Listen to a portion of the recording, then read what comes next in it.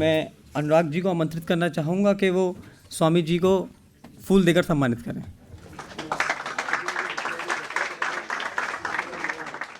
मित्रों, पहले मैं आपके संगठन IBPTL को मैं बधाई देता हूं कि आपने ये कॉन्फ्रेंस को आयोजित किया है और ऐसे सब्जेक्ट पर और विषय पर जिसके बारे हमें वर्तमान आने वाले 20-25 साल के लिए बार बार हमें शोध करना पड़ेगा, अनुसंधान करना पड़ेगा, क्योंकि ये बढ़ते जाएगी। ये एक नया माध्यम से पैदा हुई है जिसको सोशल नेटवर्किंग कहते हैं, और इसका परिणाम तो दुनिया में दिखने लग गया है। जो इजिप्ट में कोई सोचता नहीं था, अब उसके इजिप्ट की जो अपराइजिंग है, उसका विद्रोह जो हुआ है, उसका परिणाम क्या होगा वो बाद में देखेंगे। परंतु ऐसा कुछ हो सकता है कि जब एक राष्ट्रपति की इतनी ज़बरदस्त पकड़ थी कि वो 35 साल राष्ट्रपति रहे, उनको 2-3 महीने के अंदर उखाड़ के फेंक दिया। जो सबसे बड़े क्रूर अधिनायकवादी या तानाशाही में विश्वास करने वाला गद्दाफी को आखिर में नाला में जाकर छिपना पड़ा। तो ऐसे परिणाम, परिस्थिति और परिवर्तन सोशल मीडिया से हुई है। ऐसे एक रामराई बनी है। आज सीरिया में भी वही चल रही है। तो मैं थोड़ा पहले भूमिका देने चाहता हूँ कि हम लोगों के जो प्रचार तंत्र है या आपस में परस्पर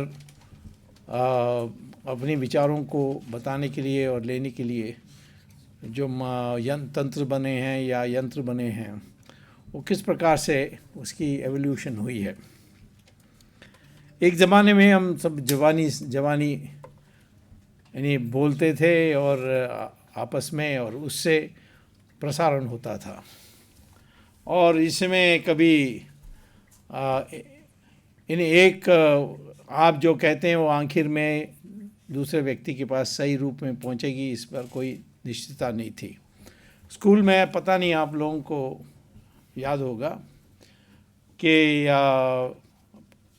जब मैं तो स्कूल में था तब ये खेल होती थी कि क्लास को लंबे लाइन में खड़ा कर देते थे और टीचर एक संदेश आखिर में खड़ा हुआ स्टूडेंट है उसको देते थे और कहते थे कि तुम कान में जो तुम्हारे सामने खड़ा हुआ है उसको बताओ, और वो दूसरे को बताएगा। ऐसे ये कड़ी में जाकर आखिर में जो सबसे आगे खड़ा है उसको संदेश मिलेगी, और वो संदेश क्या है वो बोलेगा। तो हर बार हमने देखा ये जब ये खेल हुआ कि टीचर कहता था या कहती थी कि आज मौसम अच्छा है, और वो हम दूसरे को कहें आज मौसम अच्छा है, और आखिर में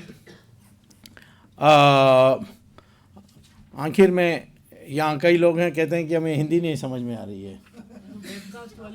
हाँ, वेबकास्ट पीपल नहीं, वो आखिर में ओके ऑल इंडिया ओके। तो मैं मिक्स नहीं करूँगा, परंतु एक पैराग्राफ हिंदी में और दूसरा पैराग्राफ अंग्रेजी में ऐसा करूँगा। हमें अडल्ट्रेशन पसंद नहीं है।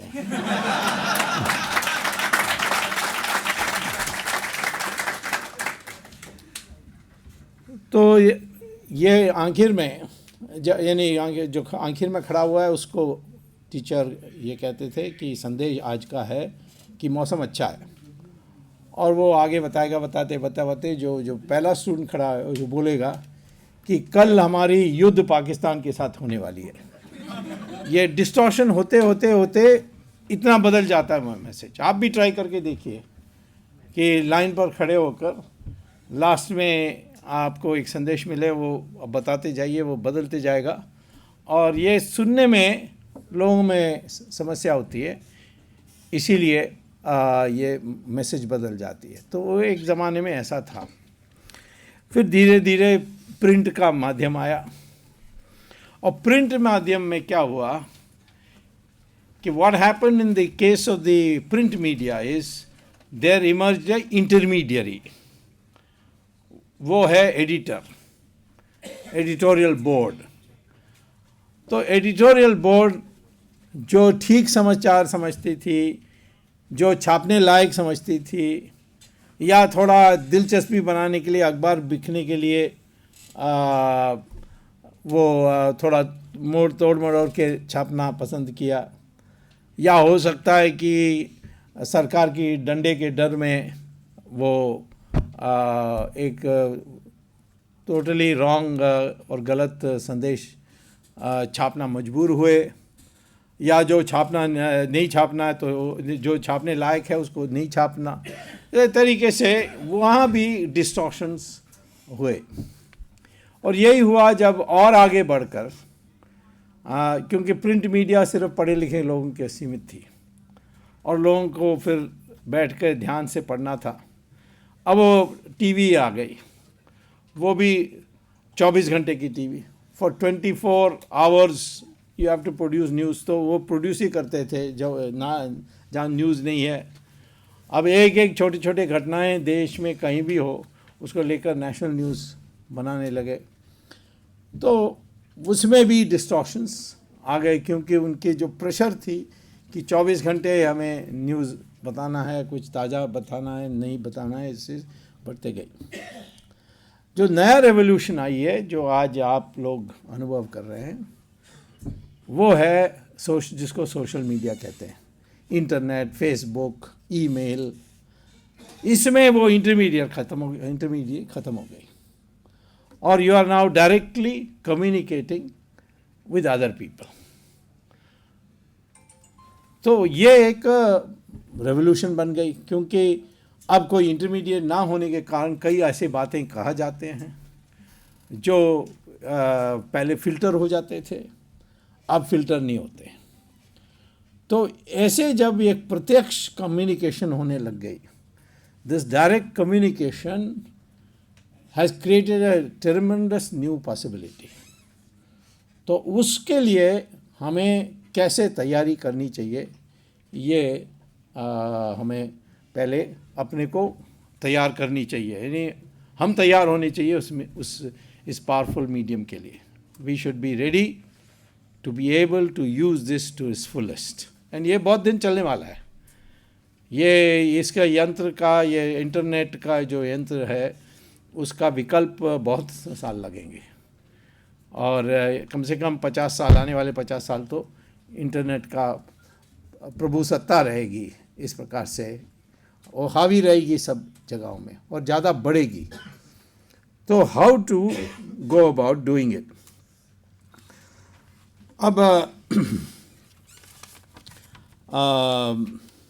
पहले तो मैं ये कहना चाहता हूँ कि हम लोगों को किस तरीके से तैयार करनी है भविष्य के लिए।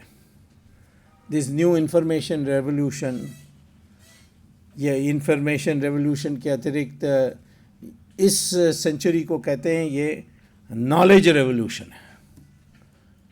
ऐसे नई नई चीज़ें बनने वाली हैं जिससे सारा रेवोल्यूशन हो जाएगा, यानी सारा बदल जाएगा, मामला कम्प्लीटली बदल जाएगा। जैसे हाइड्रोजन फ्यूल सेल्स है, ये हाइड्रोजन फ्यूल सेल्स का लगभग रिसर्च पूरा हो गया है, सारा जो शोध का कार्य और अनुसंधान का कार्य है वो हो गया है। और वो हाइड्रोजन फ्यूल सेल्स का उपयोग किस में होगा? मोटर गाड़ी में होगा, और मोटर गाड़ी में होगा तो पेट्रोल की ज़रूरत नहीं होगी, और पेट्रोल की ज़रूरत नहीं होगी तो फिर ये अरब का जो संपत्ति है वो ख़त्म हो जाएगी, और उन सारे अरब देश दोबारा तंबू और ऊंट के पास वापस जाना पड़ेगा।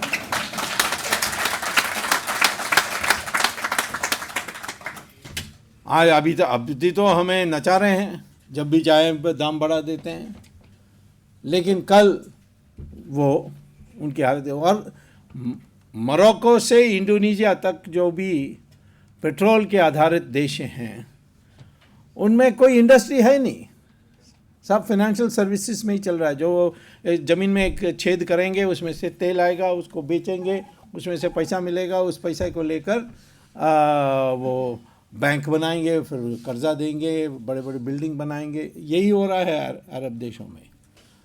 तो ये पेट्रोल के बिना वो ज़िंदा नहीं रह सकते, यानी वो एक आधुनिक देश बन नहीं सकते हैं।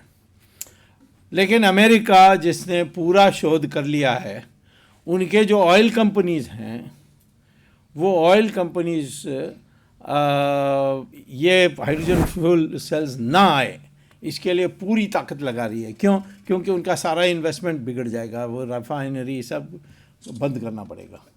तो इसलिए वो नहीं कर रहे हैं। तो हम लोग कर सकते हैं। हमने लगभग 70-80% रिसर्च हमारे देश में भी हो गया है, और बाकी 30% हो जाए। और थोरियम का तीसरी साइकिल जिसको हम ना कर पाए, इसके लिए अमेरिका और पश्चिमी देश बड़े ताकत लगा रही है।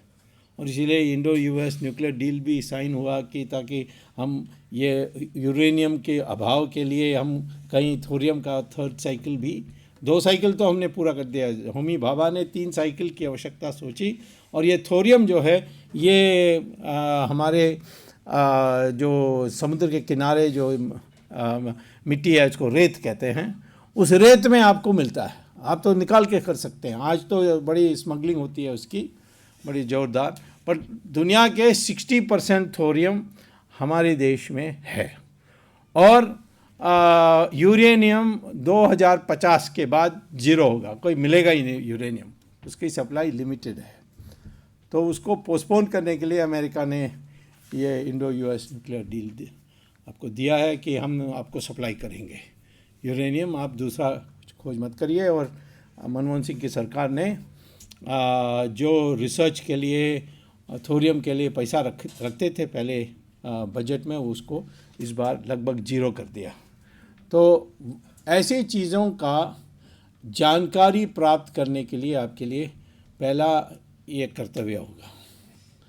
दूसरा है कि एक नवीन हिंदुस्तानी बनाने के लिए हमको पहले सिर्फ अपने जो आज है, हम सब लोग बड़े ज्ञानी हैं एग्ज़ाम पास करने में, देखो इन्हीं टॉप मार्क्स लेते हैं, हमारे स्टूडेंट्स दुनिया में चमक रहे हैं। परंतु उसका कहते हैं, उस इंटेलिजेंस को कहते हैं कॉग्निटिव इंटेलिजेंस। नहीं, आप फिज़िक्स जानते हैं, मैथमेटिक्स जानते हैं, लेकिन ये पर्याप्त नहीं है मनुष्य को बनाने में। जो इंटेलिजेंस है वो 6 प्रकार है। और ये मैं कोई नई बात नहीं बता रहा हूँ, ये सब आपको हमारे ऋषि मुनियों ने बहुत पहले ही कह रखा है, लेकिन उसको नया लैंग्वेज में, मॉडर्न इंग्लिश में मैं बताऊँगा आपको। कई चीज़ें हैं हमारी जो पुरानी हैं, जो विदेश चोरी कर रही है और अपना कहती है। अब वो कहते हैं कि हल्दी भी हमारा है, नीम भी हमारा है, योगा भी अपना है। ये अब कहने लगे हैं क्रिश्चियन योगा है, एक नया क्रिश्चियन योगा उन्होंने शुरू किया है। और संस्कृत को भी अपना मान रहे हैं। आपको पता है कि आप ये गूगल से पता कर सकते हैं, the most advanced sector of computers today is artificial intelligence. Artificial intelligence is what, if I can simplify, हम लोग पैदा होते हैं, फिर ज्ञान प्राप्त करते हैं, कई अनुभव प्राप्त करते हैं। ये सारा जो ज्ञान का भंडार है, ये जब हम मरते हैं तो ख़त्म हो जाती है हमारे साथ। तो ये एक प्रोजेक्ट बनी कि रिटायर होने के बाद कंप्यूटर के सामने बैठ करके आपने क्या जीवन में सीखा और क्या अनुभव से सीखा, ये कंप्यूटर को डिक्टेट करेंगे। और कंप्यूटर उसको वॉइस रिकग्निशन के आधार पर वो उसको जमा करेगी, स्टोर करेगी, और तरह तरह के लोग बोलेंगे और तरह तरह की बातों को एक भंडार में वो इकट्ठा करेंगे। अलग अलग भाषा में बोलेंगे, उसके लिए ट्रांसलेशन का भी व्यवस्था होगी, और एक भाषा में उसको इकट्ठा करेंगे। सवाल आया कौन सा भाषा।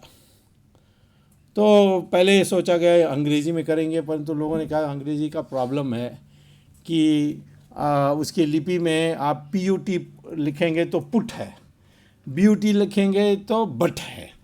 तो उसके जो आवाज़ आती है, जो वाणी है, जो ध्वनि है, उसमें बहुत फ़र्क है। और शब्दों का जो अर्थ है वो बदलते रहता है।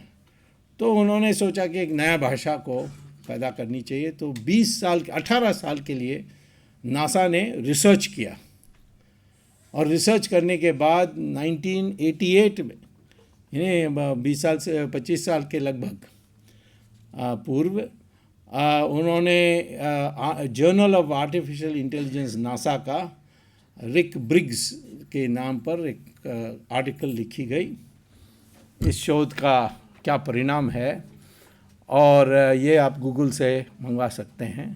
और उन्होंने कहा है कि हमने ये 18 साल की रिसर्च के बाद इस निष्कर्ष में पहुँचे हैं कि नया भाषा पैदा करने की ज़रूरत नहीं है। एक भाषा है जिसकी लिपि के में से जो ध्वनि वाणी निकलती है वो परफेक्ट है, और उसके एक एक शब्दों की जो प्रिसाइज मीनिंग्स हैं वो है संस्कृत, और इसीलिए सबको संस्कृत सीखना चाहिए आर्टिफिशियल इंटेलिजेंस।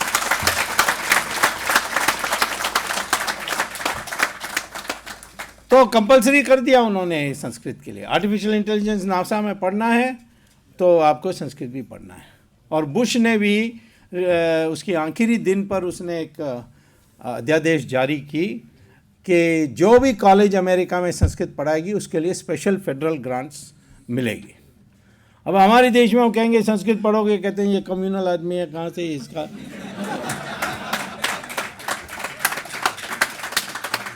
हो सकता है कि अमेरिका में फ़ैशन बनने के बाद यहाँ भी फ़ैशन बन जाएगा। मुझे याद है कि जब मैं स्टूडेंट था स्कूल में, तो योगा पर हम हंसते थे, क्योंकि मैं कॉन्वेंट स्कूल में गया। तो कॉन्वेंट स्कूल में तो मजाक होती थी योगा की, लेकिन जब सारे जैन फोंडा ये सब लोग योगा प्रैक्टिस करने लगे तो फिर यहाँ भी लोग बदल गए। अब योगा, हमारे साधु सन्यासियों का कितनी मान है वहाँ। मुझे भी कभी मुसीबत होती है, क्योंकि मेरा नाम स्वामी है, मैं असली स्वामी नहीं हूँ। डायरेक्टरी में मेरा नाम देख लेते हैं तो मेरे पीछे पड़ जाते हैं कि हमें वेदना है, हमारे मनस में अस्थिरता है, तो आप हमें सिखाइए कैसे स्थिरता ला सकते हैं। तो ये एक हमारे जो हमारे ऋषि मुनियों ने जो ज्ञान प्राप्त की, इसके बारे हम लोगों को पता नहीं है, क्योंकि 200 साल में अंग्रेज़ों ने ऐसे सिलेबस बदल दी कि हम लोगों को अपना असलियत क्या है अभी पता नहीं है।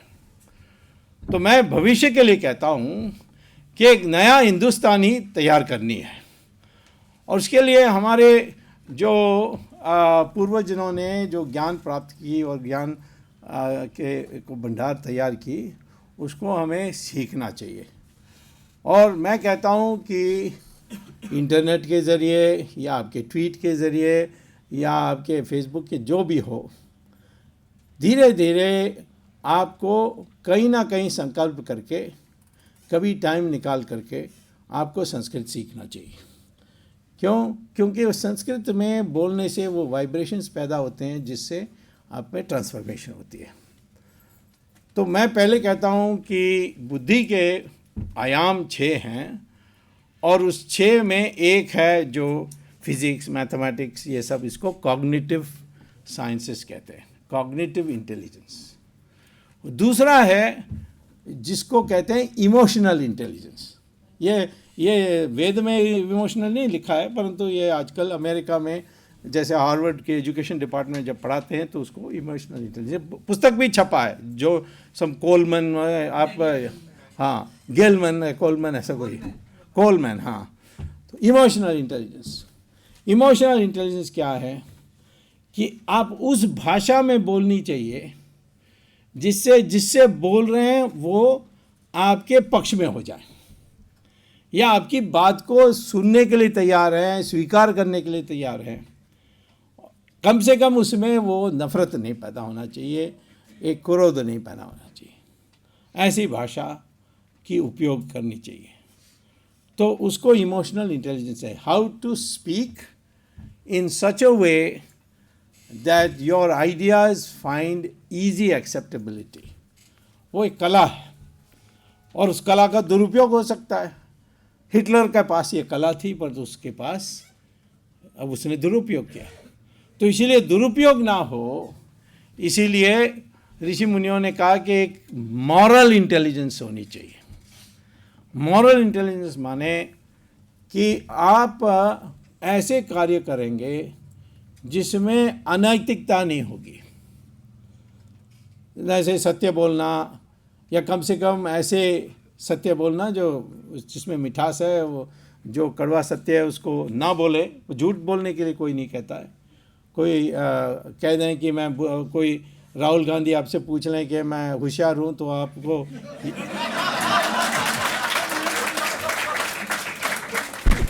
आपको जवाब ये नहीं होना चाहिए कि हाँ हाँ आप बहुत होशियार हैं, ये झूठ हो गया। अब क्या,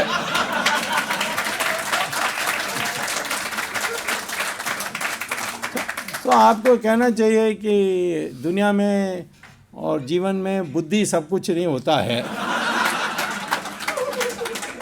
ये इससे इमोशनल इंटेलिजेंस। आप उसको कह रहे हैं कि तुम्हारे पास बुद्धि नहीं है तो कोई परवाह नहीं है, ये सब कुछ होता नहीं है, और भी चीज़ें हैं दुनिया में। इसको इमोशनल इंटेलिजेंस कहते हैं। और इमोशनल इंटेलिजेंस के साथ एक कोई ऐसे ही काम, ऐसे अपने लक्ष्य को प्राप्त करने में कोई अनैतिकता नहीं करेंगे। वो ये इसके लिए आपको प्रयास करने पड़ेगी। तो लोग सब आजकल शॉर्टकट के ढूंढ रहे हैं, कहाँ से शॉर्टकट कराना है, किसी तरीके से कराना है। भ्रष्टाचार करना है तो भी परवाह नहीं, करना ही पड़ता है, क्या करें। तो ये धीरे धीरे लानी है। मैं झट से इसको लाने के लिए नहीं कह रहा हूँ। अब मुझे एक दिन किसी ने कहा, मुझे कोई घर नहीं बेचता है जब तक मैं काला में पैसा नहीं दूंगा। अब कई चीज़ों के लिए थोड़ा समय लगेगा। एक अच्छी सरकार बन जाए और ये सारा जो स्टैम्प ड्यूटीज़ है उसको अबॉलिश कर दें तो सब वाइट में लेने के लिए तैयार हो जाएंगे। तो कभी व्यवस्था बदलनी पड़ती है लोगों को ईमानदारी के साथ काम करने के लिए। तो तब तक मैं नहीं कहता हूँ कि आप वही करें जो बिल्कुल नैतिक है, ऐसा नहीं, बट धीरे धीरे हमें उस दिशा में बढ़नी चाहिए। चौथा है जिसको सोशल इंटेलिजेंस यानी सामाजिक बुद्धि, वो है कि उसमें हम ऐसे काम करें जिससे समाज का नुकसान ना हो, राष्ट्र का नुकसान ना हो। इसीलिए गुरु गोलवालकर कहते थे कि एक राष्ट्र चरित्र होता है, एक व्यक्तिगत चरित्र होता है। आप बड़े अच्छे आदमी हो सकते हैं, परंतु आपकी राष्ट्र चरित्र नहीं है तो देश का कोई लाभ नहीं है। यानी आप स्वयं बड़े स्वच्छ चरित्र के हैं, अच्छे आदमी हैं, झूठ नहीं बोलते, भ्रष्टाचार नहीं करते, परंतु आप बर्दाश्त करते हैं जो राष्ट्र में हो रहा है। जैसे मनमोहन सिंह है। मैं कई बार कहता हूँ कि आश्चर्य मत करो, मनमोहन सिंह, मुझे आज भी कोई सवाल पूछा है आपका मित्र मनमोहन सिंह ऐसा क्या। मैं तो उसको 40 साल से जानता हूँ, उसकी रीढ़ की हड्डी कभी नहीं थी, तो इसीलिए उसकी मजबूरी है। लोग कहते हैं कैसा हो सकता है, प्रधानमंत्री की कुर्सी इतनी शक्तिशाली है, उसकी पावर को क्यों नहीं यूज़ कर सकता है। उसके लिए मंशा चाहिए। अब आप सर्कस में जाएंगे तो एक पिंजरे के अंदर 5 सिंह होंगे और एक दुबला पतला रिंग मास्टर आएगा, उसके पास वो लकड़ी पर वो जो विप है और कुछ नहीं है, he only a whip and nothing else. और वो विप मारेगा, कहेगा ऊपर चढ़ो। और एक एक ये जो सिंह है ये मेज पर ऊपर चढ़ के बैठेंगे। एक एक सिंह के पास इतनी ताकत है कि वो पंजे से मारे उस रिंग मास्टर, वो मर जाएगा। दांत से यानी उसको ये तितर बितर करने की आवश्यकता नहीं है, पंजे से ही ख़त्म कर सकता है। परंतु वो आज्ञा मानता है क्योंकि बचपन से उसको उस सिंह को तैयार किया गया कि आज्ञा मानना चाहिए। तो हमारे मनमोहन सिंह भी सर्कस का सिंह है। वो रिंग मिस्ट्रेस कहना चाहिए।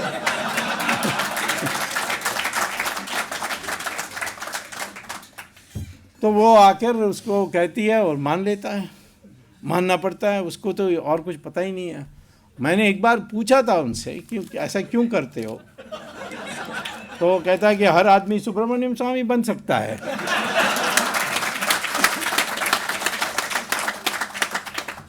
तो मैं अब तो कहता हूँ कि ये जो मंशा है ये बहुत अति महत्व की है। शक्ति हो पर्याप्त नहीं है, संख्या हो पर्याप्त नहीं। संख्या के बारे में मैं बताऊँ कि 1000 बकरी एक जगह में खड़ी है और एक शेर आएगा, तो बकरी के पास संख्या है, वो तो भागेगा बकरी, उसमें से 1-2 उसके लंच भी बन जाएगा उस शेर का, क्योंकि वो बकरी डर जाती है और डरने के बाद संख्या हो ना हो भागते हैं, इधर उधर हो जाते हैं। तो इसीलिए मैं आपसे कहता हूं कि ये मंशा डेवलपमेंट करना वेरी है। तो पहले तो आपका कॉग्निटिव डेवलपमेंट होनी चाहिए, इसमें कोई दो राय नहीं है। दूसरा है कि आपको किस तरीके से अपने विचार को रखना है। लोगों के को गाली दे करके कभी आप मान नहीं सकते हो। हाँ ठीक है, गाली गलौज में एक ज़्यादा दे दें और दूसरा कम दे दें, उसमें से आपको तो कुछ प्रसन्नता होगी, मैंने यानी उससे कुछ बनने वाला नहीं। आप वो आपके सामने खड़े हुआ कितना भी नाली की भाषा में बोलें, लेकिन आपकी भाषा में कोई परिवर्तन नहीं होनी चाहिए। और वो आप ट्विटर में भी ये देखिए, हाँ सख्त भाषा हो सकती है परंतु उसमें अश्लीलता नहीं होनी चाहिए। ये हमारी पहचान होनी चाहिए कि राष्ट्रवादी यानी देशभक्ति है तो कभी अश्लील भाषा नहीं उपयोग करेगा।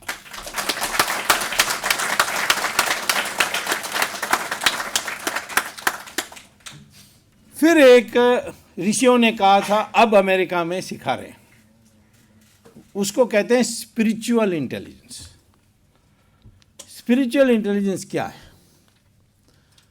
अब हमारी ऋषियों ने कहा कि ये जो कॉस्मोस है, जैसे हम पृथ्वी से बाहर ऊपर जाते हैं तो सारा जो है वातावरण, आसमान जिसको कहते हैं, या यानी अपने स्पेस कहते हैं अंग्रेज़ी में, वो है कॉस्मोस। उसमें सब कुछ है, ज्ञान, सारे ज्ञान जो भी अतीत और भविष्य सब ज्ञान उसमें है। और आपको अपने ध्यान योगा या मेडिटेशन या कंसंट्रेशन या जो भी है उससे आपका माइंड उससे कनेक्ट होना चाहिए, तब आप जीनियस हो जाएंगे। ये बहुत मुश्किल का काम है, इसके लिए बड़ी साधना, इससे तपस्या बहुत होते हैं और ऋषि मुनियों ने करके दिखाया है। और कई लोग होते हैं जो भविष्य की भविष्यवाणी करते हैं, उनको कैसा पता है जो हम नहीं कर सकते? वो इसीलिए क्योंकि उनका, इसको कहते हैं न्यूरल वाईफाई। ये जो कनेक्शन है ये न्यूरल माने ब्रेन, उसका वाईफाई। अब ऐसा है तो आपको आप पता है, देखिए एक छोटा सा मोबाइल फ़ोन से आप दुनिया में बात कर सकते हैं। कहाँ देखते हो आप? तो साउंड वेव्स तो देखते नहीं हो, सिर्फ मोबाइल आपके हाथ में, और मोबाइल उधर 10,000 मील के दूर में उसके हाथ में है और दोनों के बीच में बातें होती है। आजकल तो वीडियो भी देख सकते हैं 3G में। तो ऐसा है, ये ऋषियों ने हमको कहा है। और इसमें धीरे धीरे, मैं नहीं कहता हूँ कि अभी, ये धीरे धीरे शुरू करनी चाहिए और ये अपने आप नहीं करनी चाहिए, उसको आपको कोई गुरु होना चाहिए। मे बी श्री रविशंकर के आश्रम में आप थोड़ा सीख सकेंगे क्योंकि वो बहुत ज्ञानी हैं और उनके देखिए आश्रम में दुनिया भर से लोग आए हुए आते हैं, भरते हैं, बड़ी संख्या में आते हैं। क्या बात है, कोई रविशंकर को देखकर कोई समझेगा कि ये कोई मॉडल है? ये तो साधारण कपड़ा पहनता है। मैं जब विद्यार्थी था हार्वर्ड में PhD लेने के लिए गया था, तो मुझे एक क्लासमेट ने एक दिन पूछा कि तुम्हारे हिंदुस्तानी में कुछ खराबी है। मैंने कहा क्यों? आपने नेता उस आदमी महात्मा गांधी को मान लिया जो ठीक से कपड़ा भी नहीं पहनता है। तो उनके देशों में ठीक से कपड़ा पहनना होता है, सूट बूट, चमका हुआ जूता, परंतु हमारे देश में जयप्रकाश हो या महात्मा गांधी हो, उनके किस प्रकार के कपड़े पहनते हैं हम देखते नहीं हैं। वो जितना कम पहनते हैं उसको उतना त्यागी समझते हैं। हमारे साधु सन्यासी भी देखिए भगवा पहनते हैं।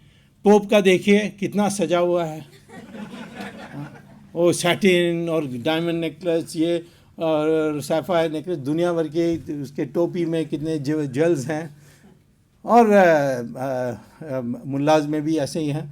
तो मैं कहता हूँ कि इस देश में हमारे ऋषि मुनियों ने ये स्ट्रक्चर बनाई है कि सबसे उच्च है ज्ञान और त्याग, और जो ज्ञानी है और त्यागी है वही है ब्राह्मण।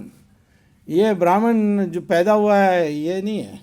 आप अपने को ब्राह्मण कहें और बाटा शू कंपनी में एग्जीक्यूटिव डायरेक्टर हैं, वो नहीं हो सकता।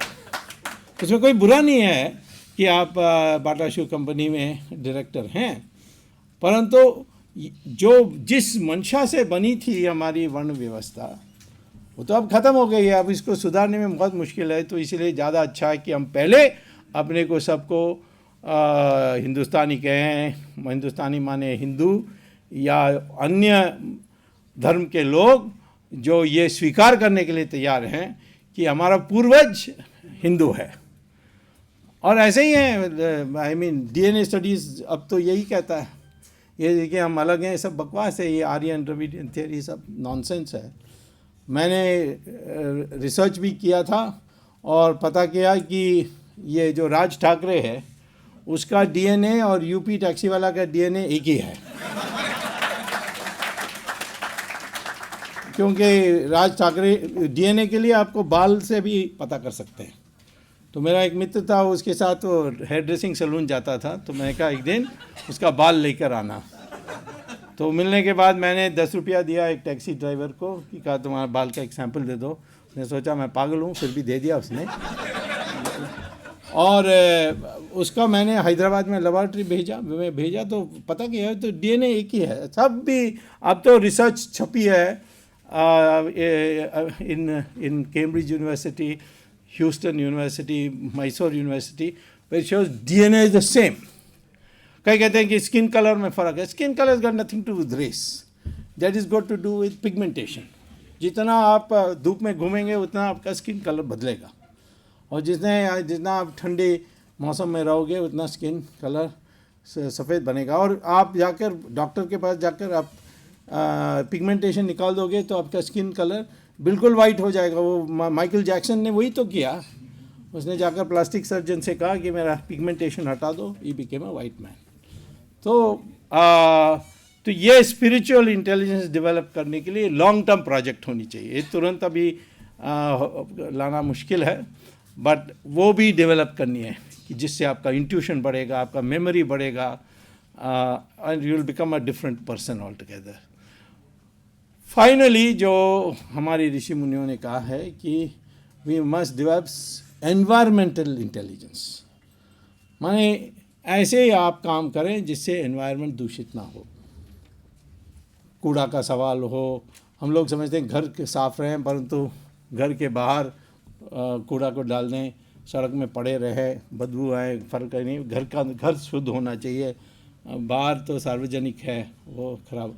ये एक एनवायरमेंटल कॉन्शियसनेस लाने के लिए इस तरीके से आप एक नवीन हिंदुस्तानी बन सकते हैं। जो हमारे भविष्य में जो आप ट्वीट करेंगे तो इस तरीके के लोगों को तैयार करेंगे तो हिंदुस्तान एक दूसरा देश बन जाएगा, दूसरे किस्म के देश, दूसरे प्रकार के देश बन जाएगी। दो तीन बातें हैं जो मैंने अमेरिका में पढ़ाने के कारण मैंने देखा। मेरी क्लास में हार्वर्ड में 40 देशों से लोग स्टूडेंट्स आते थे। तो मैं क्लास ख़त्म होने के बाद जब कोर्स ख़त्म हो गई है और एग्ज़ाम की टाइम आ गई है तो मैं एक सवाल पूछता था कि ये बताओ कि आपको हार्वर्ड डिग्री मिलने के बाद किस प्रकार के करियर आपको पसंद आएगी।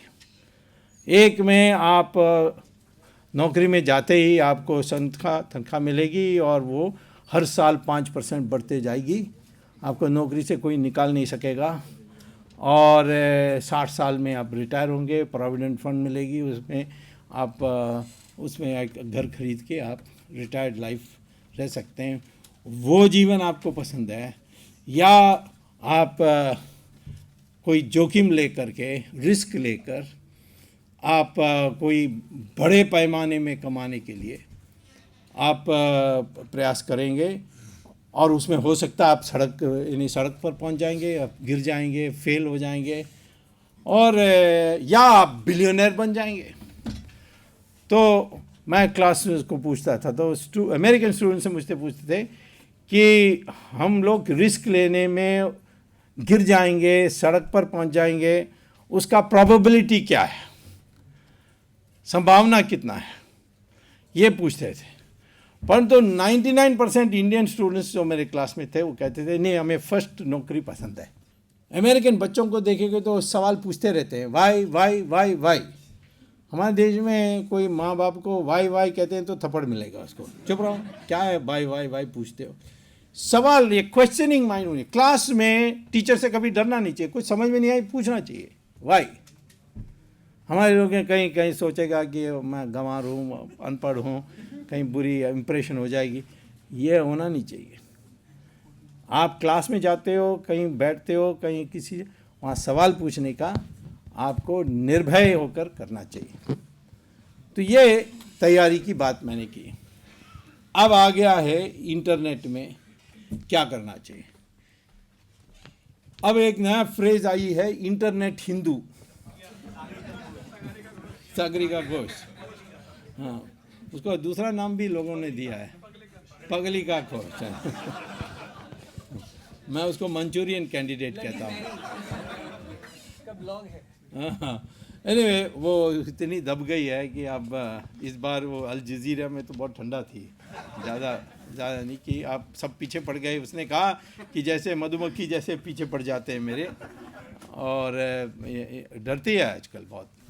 एनीवे, बात यह है कि अब हम लोगों को पहचान में आ गई कि हम कितने हैं। आज तक हम जवाहरलाल नेहरू की जो बनाई हुई हवा में सब सोचते थे कि एक हीन भावना में पड़ गए। आज एक नया एक आत्मसम्मान आया है, और उसमें से दिखता है कि कई चीज़ों ने हमने किया है जो कुछ ना हमारे पास साधन हुए भी हमने किया है। सॉफ्टवेयर इंजीनियरिंग क्या है, एक कमरा में बैठ के कंप्यूटर्स ने हमने दुनिया भर की सॉफ्टवेयर की प्रॉब्लम्स को सॉल्व किया है। आपको पता है कि ये सॉफ्टवेयर इंडस्ट्री कैसा बनी? अमेरिका को डर आ गई थी 1995 में कि 2000 में कंप्यूटर, क्योंकि कंप्यूटर सारे जो साल का रिकॉर्ड्स रखते हैं वो लास्ट 2 डिजिट्स में करते हैं। 1995 को 95 लिखते हैं, 1996 को 96 लिखते हैं। तो इनको सबको डर आ गई कि 2000 में कहीं 1900 पहुंच जाएगी सब कंप्यूटर, तो बेड़ा गर्क हो जाएगा। तो कौन सी सॉफ्टवेयर हम लाएं जिससे कंप्यूटर 2000 को 00 को 2000 माने। उसको कह रहे थे, उसका नाम था Y2K। हाँ, उसके लिए उन्होंने खूब पैसा दिया इजराइल को, यूरोप को और इंडिया को। तो एक इंडियन कंपनी ने वो विनोद धाम ऐसे लोगों का, हाँ, उन्होंने ये सॉफ्टवेयर पैदा की जिससे कंप्यूटर का ट्रांजिशन स्मूथली 1999 से 2000 गई। उस पैसे में कई कंपनीज बन गए और फिर बढ़ते गए। आज जापान में एक प्राइज़ है, इसको कहते हैं डेमिंग प्राइज़। डेमिंग एक प्रोफेसर था हार्वर्ड में, क्वालिटी कंट्रोल का आदमी था, प्रोफेसर था। उसके नाम पर एक प्राइज़ है, ऑटोमोबाइल स्पेयर पार्ट्स एंसिलरीज। हर साल हिंदुस्तान जीतती है। इंडिया के सुंदरम, टीवी सुंदरम, ऐसे जो कंपनीज हैं वो हर साल जीतते हैं। We are considered the best producers of automobile ancillaries. Top quality, कोई डिविएशन नहीं, प्रिसीशन ऑन मेजरमेंट्स एक्सेट्रा, ये हमने करके दिखाया है। हमारे लोग अमेरिका में नासा में भरे हैं, माइक्रोसॉफ्ट में भर के हैं। इन सब को लीडरशिप हमारे इंडिया का नाम पर नहीं है, दूसरे लोगों के लीडरशिप में हम कर रहे हैं, तो हमारी क्षमता का हमने सिद्ध कर दिया।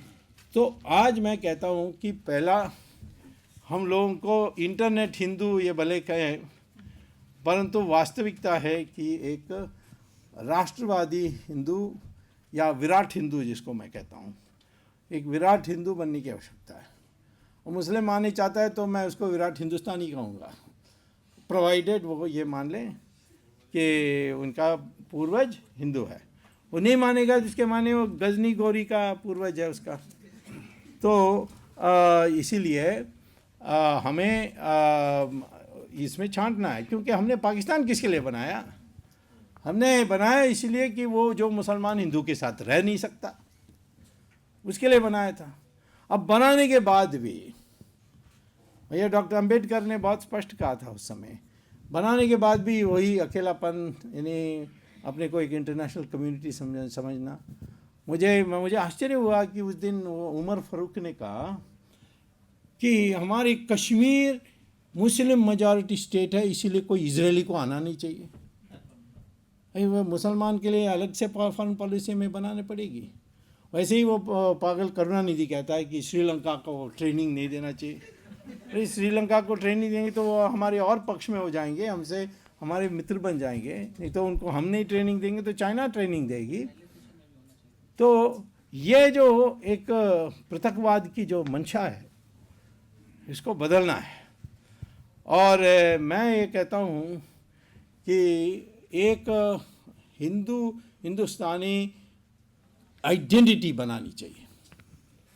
सब देश बोलते हैं, उनके विभिन्न प्रकार के लोग रहते हैं उनके देश में। जैसे अमेरिका में सैमुअल हंटिंगटन ने कहा कि America is a white Anglo Saxon Christian English speaking country.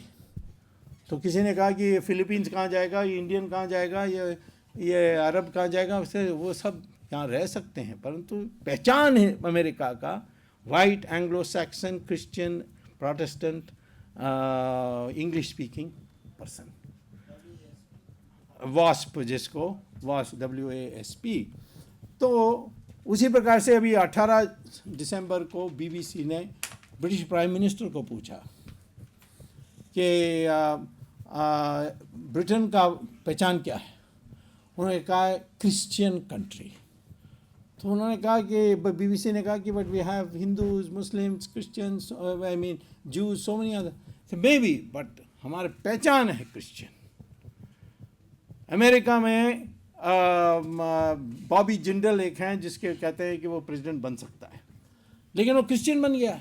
वो बड़े कट्टर हिंदू फैमिली से आता है, लेकिन वो क्रिश्चियन बन गया। क्यों बन गया? कहता है कि मुझे कहा उसने कि मुझे वोट नहीं मिलेगी अमेरिका में, मैं क्रिश्चियन नहीं हूँ। तो और बराक ओबामा को भी कितना नचाते हैं, ये क्रिश्चियन हो नहीं हो, तुम्हारा बीच का नाम हुसैन है। तो अब हर देश में एक पहचान तो होनी चाहिए। हमारी इतनी लंबी संस्कृति, हिंदू संस्कृति, इसमें अच्छा मुसलमान ने भी कुछ कंट्रीब्यूट किया, क्रिश्चियन भी, ठीक है, पर गंगा में भी कितने छोटी छोटी नदियां जुड़ते हैं। इसके माने गंगा का नाम बदल देंगे हम? गंगा तो गंगा ही रहेगी।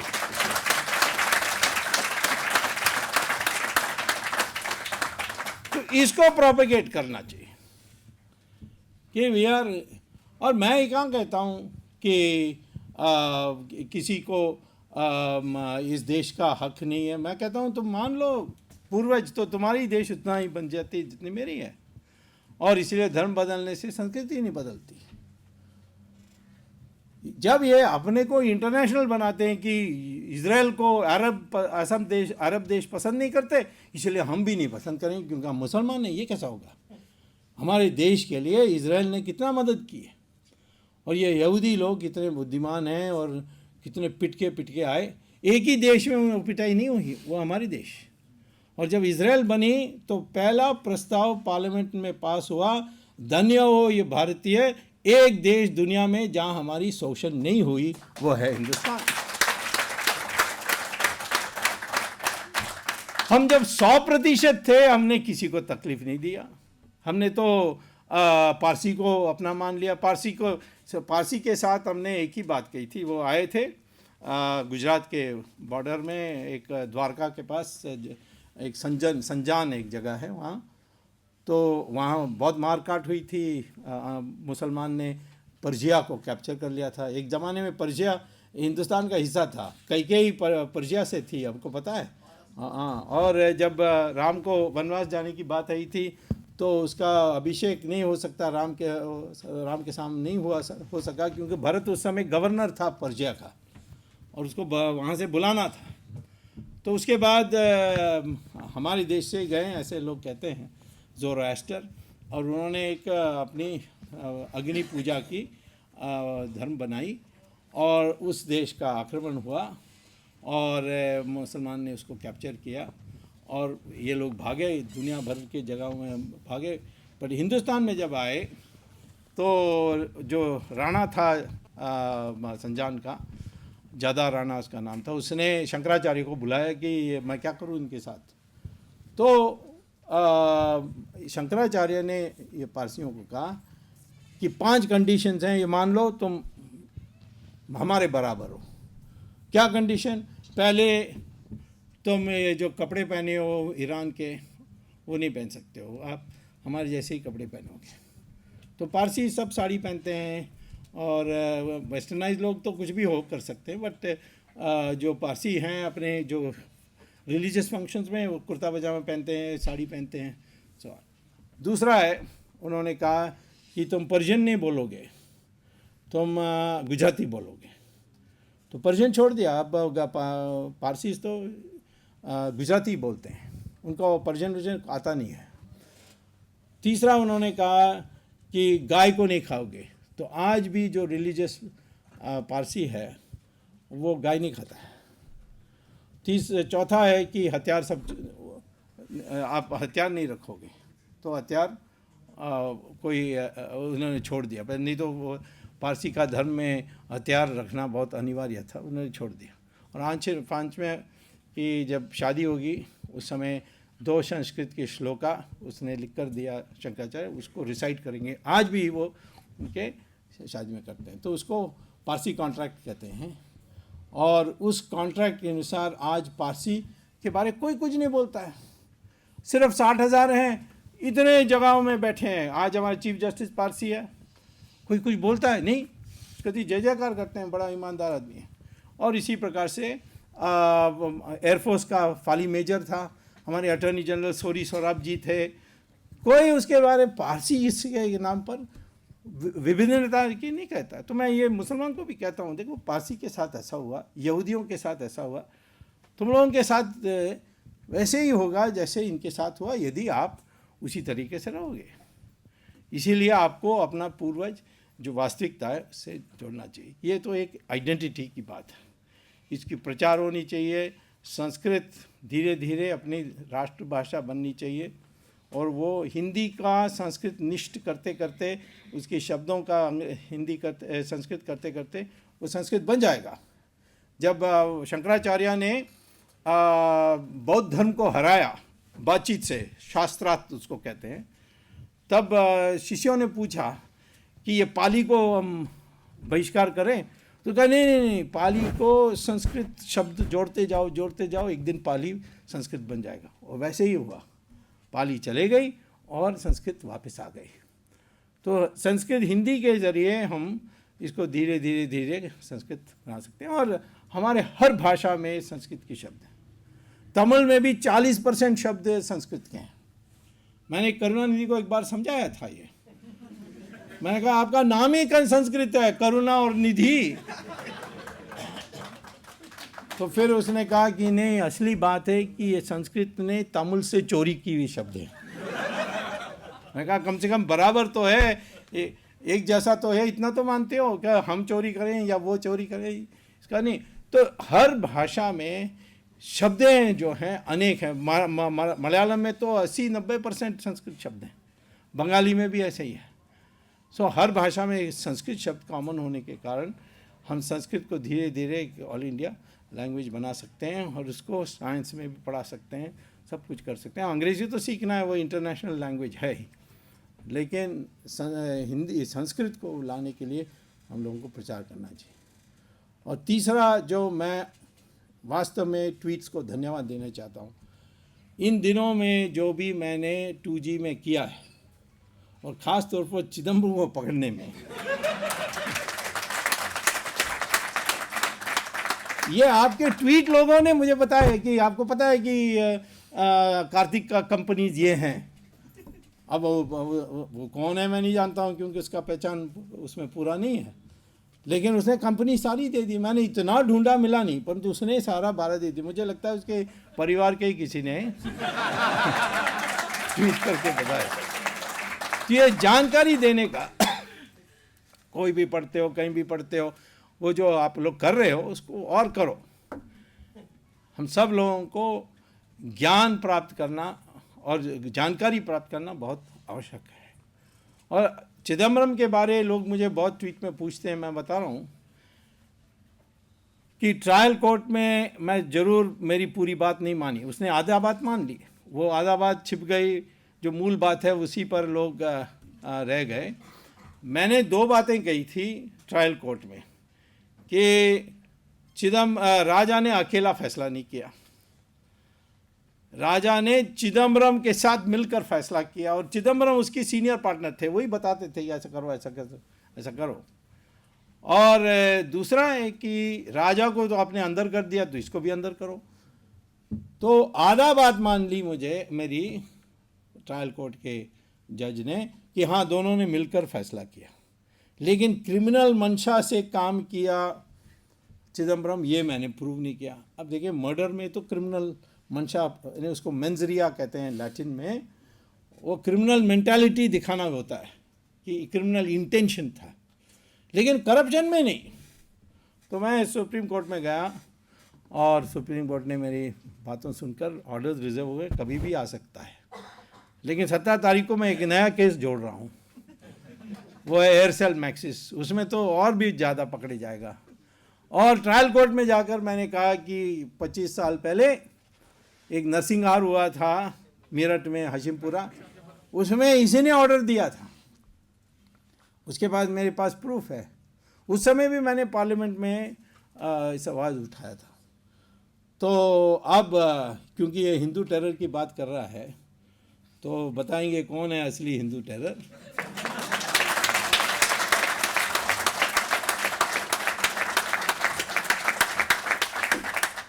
और यदि मेरे पास फुर्सत है, टाइम है, या मुझे आप लोग पावर दे देंगे, तो मैं तो 90 केसेस इसके ऊपर तैयार कर सकता हूँ, और ये तो लाइफ टाइम जेल में ही रहेगा, ये हालत कर सकते हैं इसकी।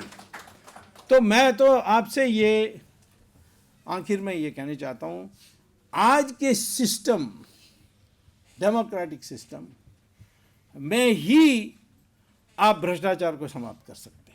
ये कॉन्फिडेंस पैदा करिए। ये अन्ना हज़ारे अन्ना हज़ारे बहुत बढ़िया है, मैं उसको बहुत पहले से जानता हूँ। 2 बार मैं पार्लियामेंट बम्बई से जीता हूँ, तो मैं महाराष्ट्र में इनको, ये महाराष्ट्र के हैं, तो इनसे बड़ी हमारी संपर्क रहती थी। अब ये टीम अन्ना से जुड़ गए और कहते हैं जन लोकपाल बिल आएगी तब ही भ्रष्टाचार मिटेगी। नहीं, हाँ आ जाएगी तो हमें कोई आपत्ति नहीं। उसमें कई बातें हैं जो मुझे पसंद नहीं है, जैसे नोबेल प्राइज़ विनर्स और मैग्सेसे अवार्ड वाले वही लायक लोग हैं, बाकी सब नालायक हैं, ये तो हम कैसे मान सकते हैं।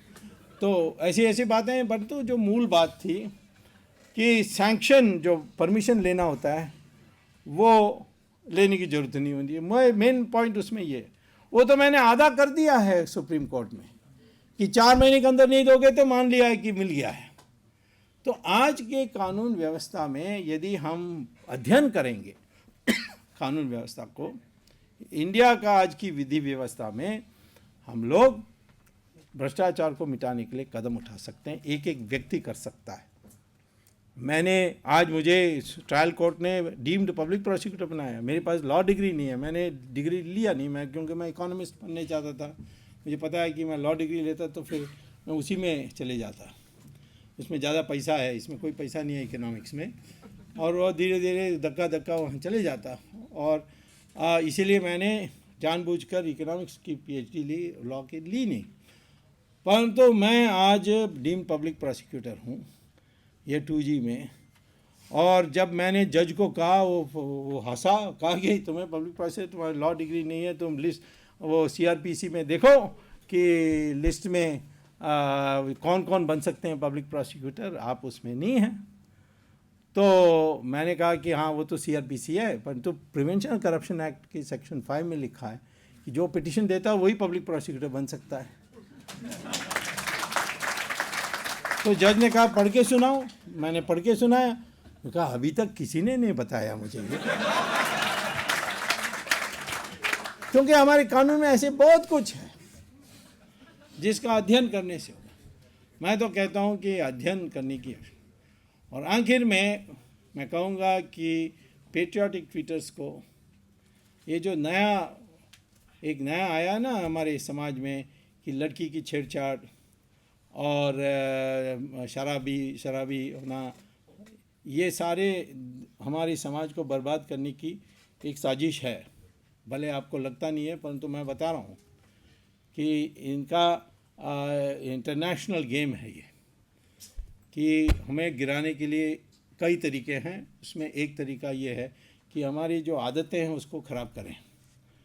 तो हम लोगों को अपनी ऐसी शक्ति डेवलप करनी चाहिए। मैं तो महिलाओं को कहता हूँ कि कराटे सीखो, लॉ का थोड़ा पढ़ लो, और कभी ये देखोगे कि इस तरीके की हो रही है जो गुवाहाटी में हुआ, ऐसा नहीं होना चाहिए हमारे देश में। हाँ, हमारे देश में तो द्रौपदी का वस्त्रहरण हुआ तो महायुद्ध हो गया, और सीता को उठा के ले गया वो रावण, तो खाता खाली हो गया। यानी राम को तो कितना भी शादी कर सकता था, वो राजा था, परंतु उसने कहा नो, ये तो सारी महिलाओं की लड़ाई है। और सीता को भी जब हनुमान ने कहा कि मेरे पीठ में बैठ के चलो मैं ले जाऊंगा आपको, उसने कहा नहीं, ये जितनी महिलाएं यहाँ हैं उनका है, उनके लिए रावण को वध करना आवश्यक है, तब तक मैं नहीं आऊँगी। तो ये हमारी संकल्प रही है। ये सारी संस्कृति को हमें दोबारा नए रूप में जिंदा करनी है। और ये माध्यम जो है, ये भगवान की दी हुई है माध्यम, मैं समझता हूँ। ऐसा माध्यम मैं कभी कल्पना नहीं कर सकता था 30-40 साल के पहले, इवन 25 साल के पहले, कि ऐसे कोई माध्यम पैदा होगी जिसमें से तुरंत चिट्ठी भेजें, अमेरिका में 10 मिनट में यानी लोगों को मिल जा सकती है। 1 मिनट में मिल जाएगी, परंतु 10 मिनट से ज़्यादा लगती नहीं है पहुंचने में। तो इस तरीके के यंत्र आए हैं, उसका हमें उपयोग करके इस राष्ट्र को दोबारा जैसे पहले था वैसे इसको मान करना है। मैं निश्चित कह रहा हूँ, मेरे अध्ययन के अनुसार इस आने वाले 3 साल के अंदर, मैं पहले भी कहता था ट्वीट में, चाइना गिर जाएगी और उठने में बहुत टाइम लगेगी। जैसे जापान गिर गई थी 1997 में और अभी तक नहीं उठी, परंतु हम लोग गिरेंगे तो जल्दी उठ जाते हैं, क्योंकि पता नहीं हमारे लोग ज़्यादा अच्छे होते हैं जब क्राइसिस होता है। तो क्राइसिस आए तो अच्छा है हमारे देश के लिए। तो हमने फूड क्राइसिस हुई तो ग्रीन रेवोल्यूशन आ गई, फॉरेन एक्सचेंज क्राइसिस हुई, इकोनॉमिक रिफॉर्म आ गई। तो कोई भी क्राइसिस, 1962 के चाइना का युद्ध के बाद हमारी डिफेंस दुनिया के नंबर 2, 3, 4 में हो गए। तो हम तो क्राइसिस से डरना नहीं चाहिए, लेकिन हमारी जो शक्तियाँ हैं, जो उसके लिए मुझे अलग लेक्चर देना पड़ेगा। मैं वैसे तो शाम को दे रहा हूँ एक जगह में, शाम सिटी फोर्ट में, हाँ, इसी पर कि इंडिया 2020 तक डेवलप कंट्री बन जाएगी, और वो आप 2-3 साल में देखने लगेंगे। ये सारा जो क्राइसिस है, लेकिन उसके लिए ना बकरी रहना चाहिए, ना सर्कस का लायन लेना चाहिए। एक विराट हिंदू बनने के लिए हम लोगों को संकल्प करना चाहिए। यही है आपका भविष्य, और ट्वीट के ज़रिए यही इसी की प्रचार करनी चाहिए। धन्यवाद। स्वामी जी का बहुत बहुत धन्यवाद।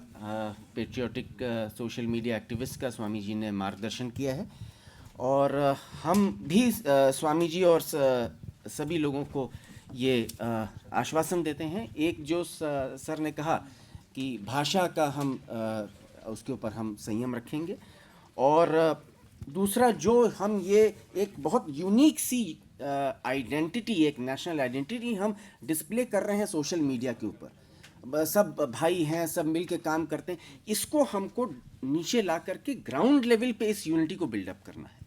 सो इसके साथ ये कुछ क्वेश्चंस आए हैं सर के लिए। तरुण गोयल जी ने पूछा है, try and to give a mix model of economy with blend of swadeshi and imported goods. Economy model में एफडीआई और स्वदेशी का मिक्स मॉडल कैसा होना चाहिए, क्योंकि दोनों ही देश के लिए ज़रूरी हैं। देखिए, पहले स्वदेशी का अर्थ ये है आत्मनिर्भरता। इसके माने ये नहीं कि जो भी आपकी आवश्यकता वो हमारे देश में ही उत्पादन होनी चाहिए।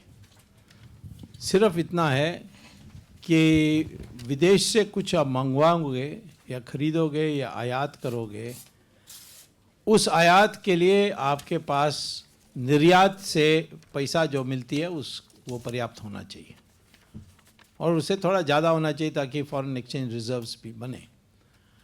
ये है स्वदेशी का अर्थ।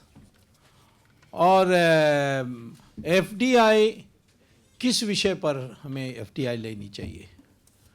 अब वॉलमार्ट का सवाल है। लोग मुझे कहते हैं कि चाइना ने वॉलमार्ट को स्वीकार कर लिया है। बात तो सही है कि चाइना में वॉलमार्ट है, तो हम क्यों नहीं करें? हम इसीलिए नहीं कर सकते क्योंकि वॉलमार्ट हिंदुस्तान में आएगी तो वो पूंजी 2% इंटरेस्ट में, यानी उसको ब्याज 2% में उसको कर्जा मिल जाती है, और उस 2% की कर्जा लेकर के यहाँ के मज़दूरों का वो फ़ायदा उठाएगी। और हमारे लोग वॉलमार्ट के सामने फिर स्पर्धा में कैसे खड़े होंगे जब उनको कर्जा मिलती है 12% में, 15% में, 18% में? तो ये तो बराबर की लड़ाई नहीं है। हाँ, ये कह दें अमेरिका कि हिंदुस्तान के कोई भी कंपनी अमेरिका में जाकर किसी टेंडर में compete करेगी, जैसे घर बनाने की बात है, सड़क बनाने की बात है, उसमें हिंदुस्तान से मजदूर ला सकती है। तब हम कहेंगे कि हाँ, वॉलमार्ट आ सकती है। क्यों? क्योंकि हमारे मजदूर वहाँ जाएंगे तो कोई भी टेंडर होगी हम ही जीतेंगे। क्यों? हमारी मजदूर की जो वेतन है वो अमेरिका के वेतन में बहुत कम है, तो हम लोग टेंडर आसानी से जीत जाएंगे, और यहाँ जो हम खोते हैं वहाँ गेन कर लेंगे। पर वहाँ अमेरिका कहते हैं नहीं नहीं, ये तो इमिग्रेशन प्रॉब्लम है, हम नहीं आने देंगे। वो तो सॉफ्टवेयर इंजीनियर के लिए वो H वीज़ा भी है, वो दुनिया भर के कंडीशन डाल रहे हैं। तो वो कैपिटल ला सकते हैं बिना, यानी उनकी मांग है कि कोई रुकावट नहीं होनी चाहिए कैपिटल आने में, और आपके लेबर का पूल में आपके साथ स्पर्धा में रहेंगे। लेकिन हमारे देश में आप अपना जो सस्ता है माने लेबर, उसको नहीं ला सकते। तो ये तो बराबर की लड़ाई नहीं है। चाइना का दूसरा है। चाइना में कम्युनिस्ट रूल में उन्होंने ये व्यापारी वर्ग है उसको गोली से मार दी, बुर्जुआ कह के उनको ख़त्म कर दी, और सब स्टेट ओनरशिप में चल रही थी। जब उन्होंने मार्केट इकोनॉमी के फैसला की, उनके पास कोई सर्विसेज नहीं है, सर्विस सेक्टर तो लगभग जीरो था, उनके पास ऐसे व्यापारी लोग नहीं थे, तो उन्होंने व्यापारी लोगों को इंपोर्ट करना था। इसीलिए वॉलमार्ट ने अपने मजदूर को भी लाए और यानी पूंजी को भी लाए। तो चाइना के लिए ठीक था, हमारे लिए नहीं था।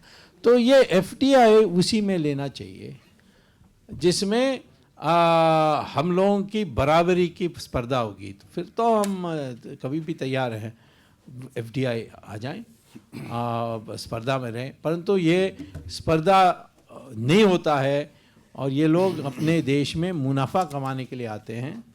और मैं कहता हूँ कि कितनी भी कंडीशन डाल दो, मुनाफा कमा सकते तो आ जाएंगे। मुझे अभी 2G स्पेक्ट्रम के जो लाइसेंस कैंसिल हुई, लोगों ने कहा एफडीआई का को बुरा असर हो जाएगा। मैंने कहा क्या बात करते हो, यहाँ प्रॉफिट मिल रही है, देखो कितनी भीड़ लगेगी। अभी ऑक्शन का अनाउंसमेंट हुआ है, अब ट्राई का एस्टिमेट है कि 1,76,000 करोड़ रुपए हम खो गए पिछले बार। इस बार हमें 7 लाख करोड़ रुपए मिलने वाली है स्पेक्ट्रम की 2G ऑक्शन से। Total tax bill, tax revenue हमारे बजट में कितना है? 5 लाख करोड़। सब्सिडी कितना है? 2 लाख करोड़। और एक 2G स्पेक्ट्रम में आपको 7 लाख करोड़ मिल जाएगी, तो टैक्स भी नहीं चाहिए, सब्सिडी भी नहीं चाहिए। ऐसे ही हम व्यवस्था कर सकते हैं। कोई हमारे देश में साधन की कमी नहीं है। नीलाम कर दो कोयला को, तेल को, स्पेक्ट्रम को, आपको खूब पैसा मिलेगी। आज यह है कि वो सस्ते दाम पर देते हैं, फिर वो विदेशी कंपनी को बेचते हैं, खूब कमाते हैं, उसमें से थोड़ा पैसा बांट देते हैं, सोनिया गांधी को ज़्यादा और बाकी लोगों को कम। और हमारी देश की लूट हो रही है। तो इसीलिए मैं कहता हूँ FDI कोई बुरा नहीं है, इसमें कोई समन्वय की समस्या नहीं है। हम लोग अपने पाँव पर खड़े हो, हम कोई बाहर से खरीदेंगे तो पैसा देकर खरीदेंगे, किसी की कर्जा से, किसी की यानी दया से हम नहीं रहने वाले। और हम धीरे धीरे ऐसे क्षेत्र में जाएं जहाँ हम सबसे आगे रह सकते हैं। जैसे कृषि है, हमारे गेहूँ और चावल का दाम 1/4, 1/5 है दुनिया के कंपैरिजन में। हमारी देश में जो दूध पैदा होती है गायों की, वो 1/15 है यूरोप का। हमारे देश में कितने गाय हैं? 15 करोड़ गाय हैं। औसत में कितना दूध देती है? 200 लीटर प्रति वर्ष। इजरायली गाय कितनी देती है एक साल में? औसत में 11,000 लीटर। और हमारे 15 करोड़ गाय 11,000 लीटर देने लगे, तो यहाँ मालवीय ऑडिटोरियम को मुझे दूध में तैर करके आना पड़ेगा, इतना दूध हो जाएगा हमारे देश में। तो ये सारे हमारे देश में तो क्षमता ही क्षमता पड़े हैं। 12 महीने हमारे देश में हम कृषि कर सकते हैं। अमेरिका में 5 महीने नहीं कर सकते, हिम गिरती है। चाइना में 4 महीने की नहीं कर सकते, हिम गिरती है। यूरोप में भी 5 महीने नहीं कर सकते, यहाँ 12 महीने कर सकते। लेकिन कितने फसल बोते हैं हम एक साल में? सिर्फ 25% जमीन में एक से ज़्यादा फसल बोते हैं। अमेरिका में 3 फसल बोते हैं। तो हमारे देश में हम 3 फसल बोएंगे तो 3 गुना हो जाएगा प्रोडक्शन। लेकिन हम उसकी क्षमता उपयोग नहीं करते, पानी का व्यवस्था नहीं हुआ और सही दाम नहीं मिलती। तो इसीलिए कुल मिलाकर मैं कहता हूँ कि हमारे इसमें कोई असमंजस नहीं है, इसमें कोई परस्पर विरोध विषय नहीं है। हमें FDI भी लेनी है, परंतु अपने टर्म्स पर, और हमें अपनी स्वदेशी को भी जोर में रखनी है। Thank you.